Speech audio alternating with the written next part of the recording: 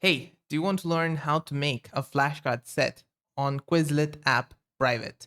In this video, I'm going to show you how to do it. So if you found this video helpful, don't forget to like, subscribe, and let's get to it.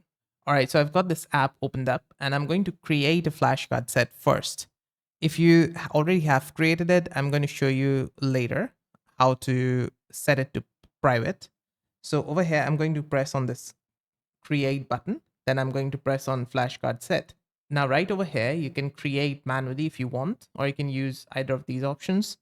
So I'm going to press on create manually. And around here, you need to type in your subject, term, definition, etc. And then with this plus icon, you can make more of these flashcards. All right. On the top right, you're going to find this cog icon. Press on it. Right over here, you've got set options. Inside it, if you see this here, this is privacy, visible to everyone. You can press on it and then you can switch it from everyone to just me or password holders. So if I set it to just me, this is only going to be visible to me. This flashcards, this whole set, flashcard set will be visible to me only, not to everyone else. So that's the thing.